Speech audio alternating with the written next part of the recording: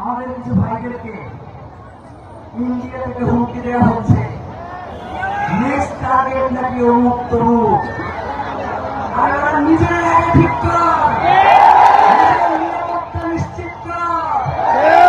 বাংলাদেশের স্বাধীনতার সার্বভৌমত্ব আঘাত হানলে ভারত আর অখণ্ড থাকবে না। স্লোগান কি হবে? কণ্ঠে আওয়াজ আছে?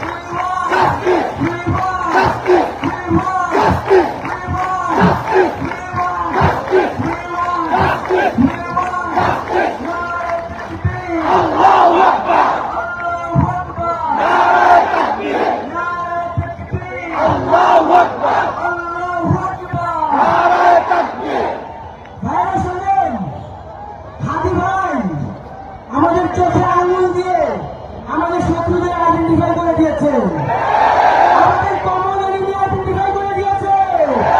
সুতরাং এখন সময় লড়াইয়ের, এখন সময়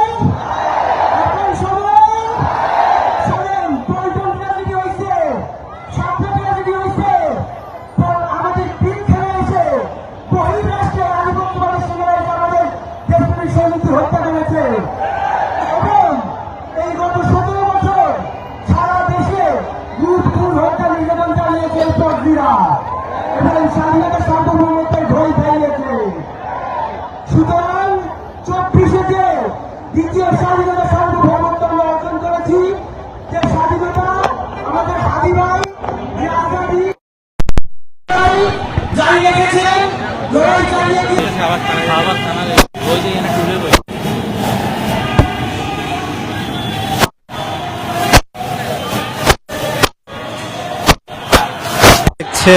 শহীদ শরীফ ওসমান হাদি চত্বর, অর্থাৎ আগে যেটি শাহবাগ নামে পরিচিত ছিল, সেই হাদি চত্বরে এই মুহূর্তে হাদি হত্যা বিচারের দাবিতে জুলাই জনতা ইনকিলাব মঞ্চের আহ্বানে সেই গতকালকে থেকে অবস্থান কর্মসূচি পালন করছে। এবং আজকে আমরা দেখলাম যে গতকালকের থেকেও আজকে অনেক মানুষ হয়েছে এবং ইতিমধ্যে আপনারা যেমনটি দেখছেন যে নারী পুরুষ ছোট ছোট বাচ্চা সহ সবাই এখানে অবস্থান গ্রহণ করেছে। এবং গতকালকে থেকে আমরা যেমনটি দেখেছি যে আমাদের মাধ্যম থেকে শুরু করে সবখানেই হাদি হত্যার যে বিচার, সে বিচার স্কুলিংয়ের মতো যেন ফুসে উঠেছে। শুধুমাত্র যে ঢাকা শহরের মধ্যে আজকে হাদি হত্যা বিচার চাওয়া হচ্ছে ব্যাপারটি এরকম আমরা ইতিমধ্যে দেখতে পেয়েছি। সারা বাংলাদেশের বিভিন্ন প্রান্ত থেকে হাদি হত্যার যে বিচার, সে বিচারের দাবিতে অনেক জায়গায় বিক্ষোভ কর্মসূচি হয়েছে এবং আমরা দেখছি যে একের পর এক এখানে স্লোগান হচ্ছে এবং হাদি হত্যার যে বিচার সে বিচার দাবিতে তারা স্লোগান তুলছে। আমরা দেখতে পেয়েছি যে দুপুরে এখানেও যারা ছিল এবং এখানে খাবার সরবরাহ করা হয়েছে। এখন পর্যন্ত হাদি হত্যার বিচারের দাবিতে যে দাবি তোলা হচ্ছে যে যারা এখানে আছেন তারা যেমনটি বলছেন যে যতক্ষণ পর্যন্ত হাদি হত্যার সাথে যারা জড়িত তাদেরকে গ্রেপ্তার করা না হচ্ছে সেই পর্যন্ত আসলে তারা এখান থেকে সরে যাবেন না বা তাদের যে আন্দোলন সে আন্দোলন চলতে থাকবে। তো সেই জায়গা থেকে আমরা এখন পর্যন্ত উপদেষ্টা বা অন্যান্য পরিমণ্ডলে যারা রয়েছে তাদের কাছ থেকে কোনো ধরনের আশ্বাস বা কোনো ধরনের কিছু দেখতে পাইনি। কিন্তু জানি যে শোনা যাচ্ছে যে হাদি হত্যার সাথে যারা জড়িত সরাসরি অর্থাৎ এক্ষেত্রে কিলার এই মুহূর্তে ভারতে অবস্থান করছে বা ভারতে পালিয়ে গেছে। যদিও অনেকে বলছে যে তারা দেশে থাকতে পারে, হয়তো ভারতে যাওয়ার কথা বা নারক সাহায্যে তাদের গ্রেপ্তার করার যে ব্যাপারটা কিন্তু কারাও করা হচ্ছে সে বিষয়টা কিন্তু অনেকে বলছেন।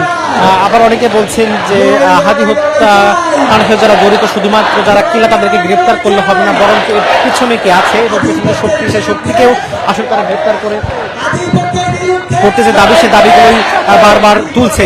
আমরা ইতিমধ্যেই যেমনটি জানি যে 12ই ডিসেম্বর শহীদ শরীফুল হাদিকে গুলিবিদ্ধ করা হয় এবং এরপর থেকেই প্রশাসনের পক্ষ থেকে আসলে তেমন আশাব্যঞ্জক কিছুই বলা হয়নি। আমরা একের পর এক দেখেছি যে ইনকলাব মঞ্চ তারা সংবাদ সম্মেলন করেছে এবং প্রশাসনের যে ব্যর্থতা সেই ব্যর্থতার দিকগুলো তারা বারবার তুলে ধরেছে। সেই জায়গা থেকে এখন পর্যন্ত আসলে প্রশাসনের পক্ষ থেকে এমন কিছু বলে আশ্বস্ত করা যায়নি যে আশ্বস্ত করার মধ্য দিয়ে আসলে তারা আন্দোলনকে থামিয়ে দিতে পারে বা তারা বাসায় ফিরতে পারে। আমরা সেই বিষয়গুলো এখন পর্যন্ত লক্ষ্য করিনি বা দেখিনি। আমরা ইতিমধ্যেই জানি যে আগামী 13 সালে সংসদ নির্বাচনী তফসিল সেটি ঘোষণা করা হয়েছে এবং নির্বাচনী তফসিল ঘোষণা করার একদিন পরে শহীদ শরীফুল হাদির যে গুলি সেটি করা হয়েছে। অনেকে আশঙ্কা করছেন যে যেটি করা হয়েছে অর্থাৎ এটিতে আসলে কোনোভাবেই নিরাপত্তা ভালো আছে বলে বলা চলে না। অর্থাৎ জাতীয় সংসদ নির্বাচনের আগে আসলে টালমাটাল একটা নিরাপত্তার মধ্য দিয়ে আসলে এরকম ভাবে নির্বাচন করতে সরকার উদ্যোগ নেয় সেক্ষেত্রে হয়তো অনেক বেশি প্রাণহানির ঘটনা ঘটবে। একই সাথে অন্যরা মনে করছেন যে শহীদ শরীফুল হাদির যে হত্যাকাণ্ডের বিচার সেটি যদি করা সম্ভব হয় তাহলে আগামী 13 সংসদ নির্বাচনের আগে হয়তো আর এমন কেউ করবার যে পায়তারা সেটি করতে সাহস পাবে না সে বিষয়টি তারা বাধা করে বলছেন। কিন্তু আমরা এখন পর্যন্ত সে হাদি হত্যার যে বিচার কাণ্ডের অগ্রগতি সেটি আমরা কোনোভাবেই লক্ষ্য করিনি। আমরা দেখতে পাইনি যে আসলে মূল হত্যাকাণ্ডে এবং এর পিছনে কারা জড়িত সেটি আসলে খুঁজে বের করা হয়েছে। বিভিন্নভাবে শোনা যাচ্ছে যে অমুক তমুক ভারতে পালিয়ে যেতে সাহায্য করেছে, কিন্তু সত্যিকার অর্থে আসলে এর পেছনে কারা এই এখন পর্যন্ত কিন্তু প্রশাসন বিষয়টি খোলাসা করতে পারেনি। শহীদ শরীফুল হাদি ভারতীয় আধিপত্যবাদের বিরুদ্ধে সবসময় সোচ্চার ছিলেন। শুধুমাত্র ভারতীয় আধিপত্যবাদ না, সকল আধিপত্যবাদের বিরুদ্ধে তার কণ্ঠস্বর উচ্চকিত ছিল এবং আমরা দেখতে পেয়েছি শুধুমাত্র আধিপত্যবাদ নয় বরং দেশের মধ্যে থেকেও যারা আধিপত্যবাদ কায়েম করতে চেয়েছে এবং বিভিন্ন দলের বিভিন্ন ভুল কর্মকাণ্ডের যে সমালোচনা সেগুলো তিনি করতেন। তো সেই জায়গা থেকে একজন সাহসী কণ্ঠস্বর সত্য কণ্ঠস্বরকে গুলিবিদ্ধ করে হত্যা করা হয়েছে, শহীদ করা হয়েছে। সে বিষয়টি আসলে কোনোভাবেই যারা জুলাই জনতা রয়েছে, জুলাই অভ্যুত্থানে যারা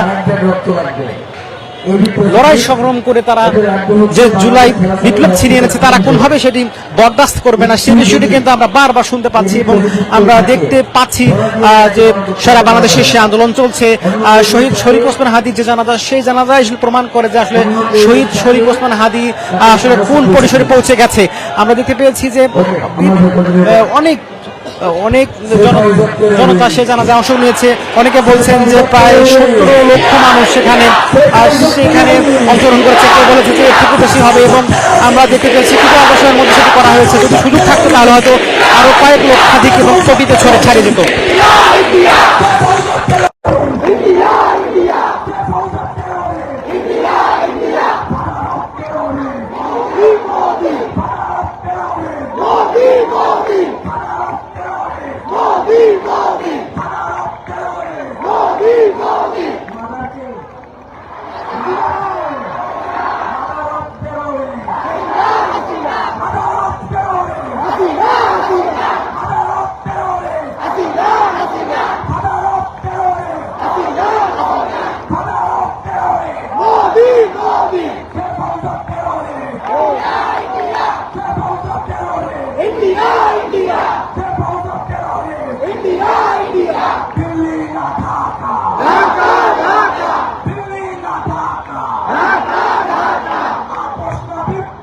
বিপ্লব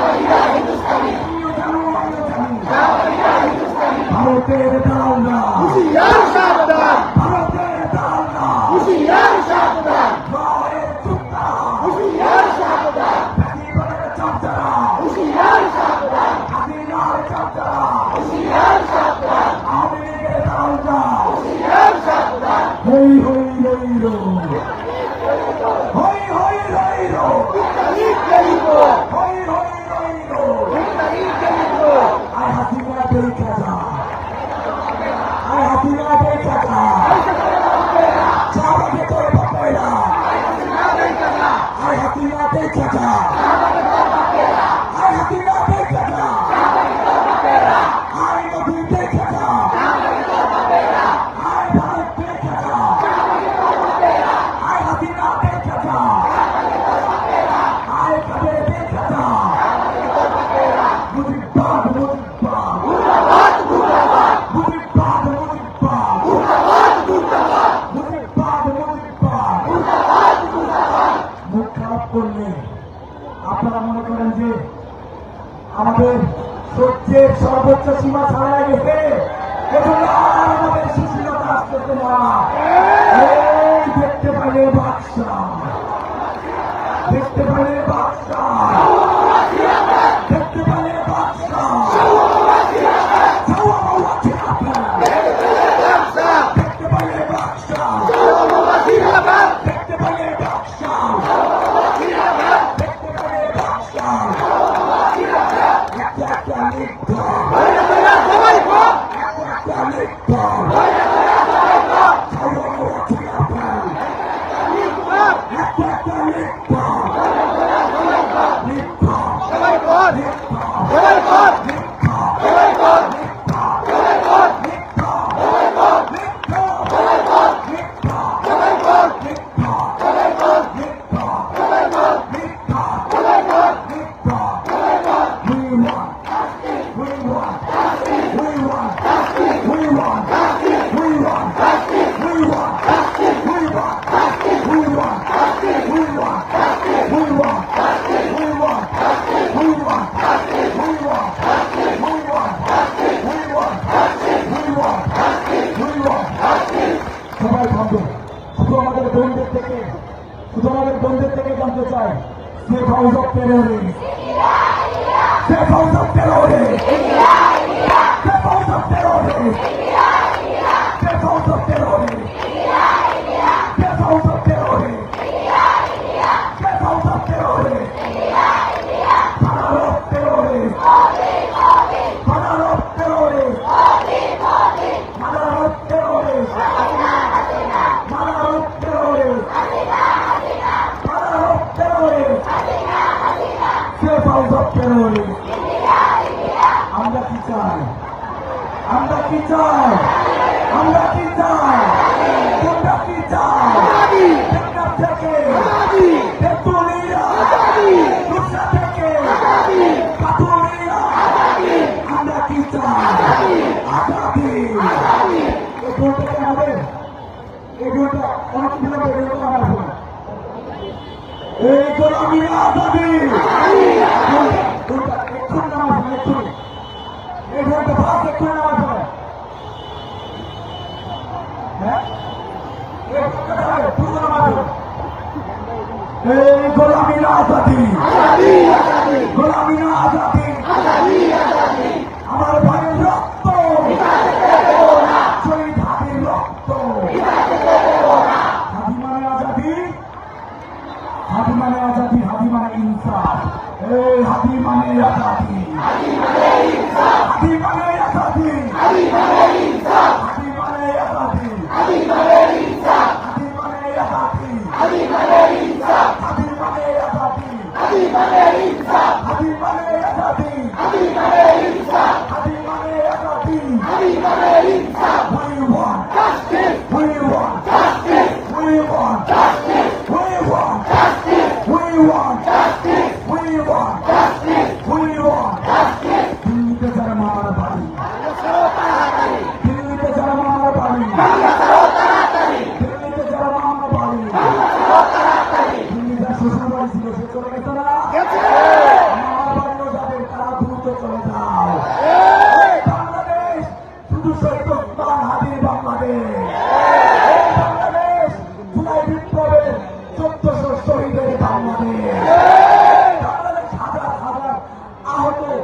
বন্ধুত্ব বরণকারী ভাই বোনদের বাংলাদেশ। এই দিল্লিতে যারা মামলা করে বাংলা ছাড়ো তারা করে, দিল্লিতে যারা মামলা করে বাংলা ছাড়ো তারা করে, দিল্লিতে যারা মামলা করে বাংলা ছাড়ো তারা করে, দিল্লিতে যারা মামলা করে বাংলা ছাড়ো তারা করে, দিল্লিতে যারা মামলা করে দিল্লিতে যারা মামলা করে। চলো রে চলো, লড়াই লড়াই চলো।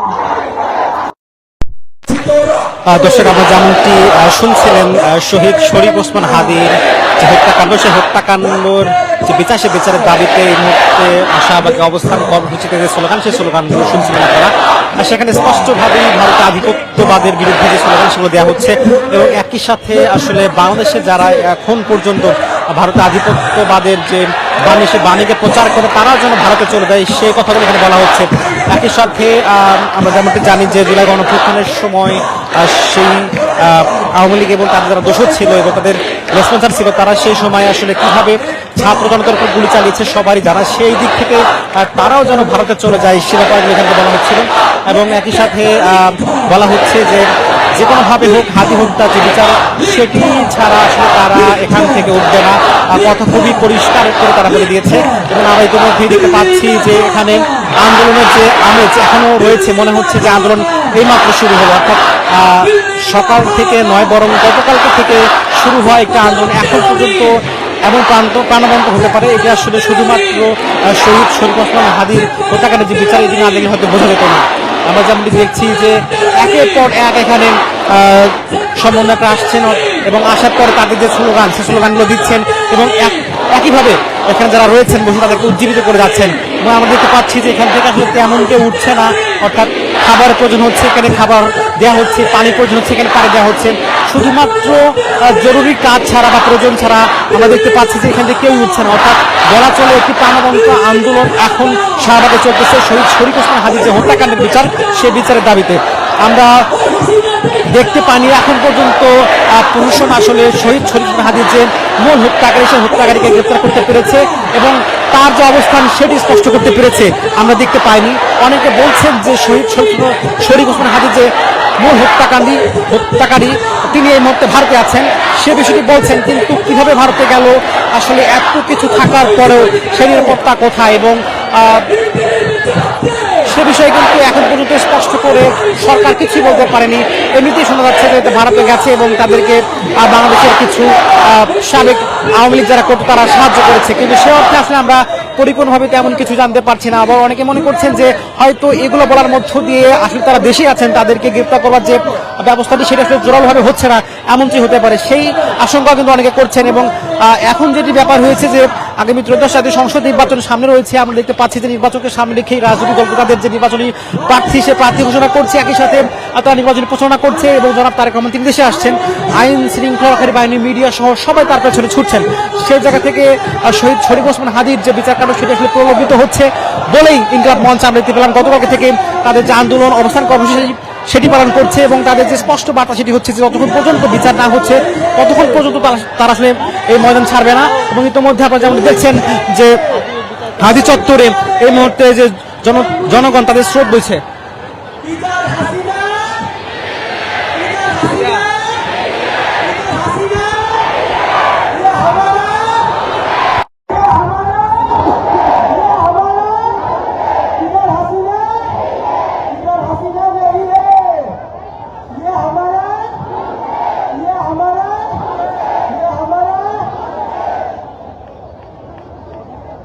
স্লোগান হবে আমাদের যে লড়াই, সেই লড়াই মূলত আজাদের লড়াই। আমাদের 24শে জুলাই গণঅভ্যুত্থানের পরে অনেকেই আমাদের বলেছিল যে এই বাংলাদেশ আমরা চেয়েছি, সেই বাংলাদেশ 24শে পেলাম, কিন্তু আজকে ১.৫ বছর পরে মনে হচ্ছে সেই বাংলাদেশ আমরা পাই নাই। আমাদের এই আজাদির লড়াই চালাইতে হবে এবং আজাদির লড়াই চলবে। একদম হাতে গোনা কয়েকটা স্লোগান দেব, যে তার আগে একটা কবিতা শুনব। কবিতা আবৃত্তি করবেন আমাদের মুকুল ভাই, সাইমন শিশু অনুষ্ঠানে পরিচিত মুকুল ভাই। আসসালামু আলাইকুম, আমি মাহবুব মুকুল আবৃত্তি করছি জাতীয় কবির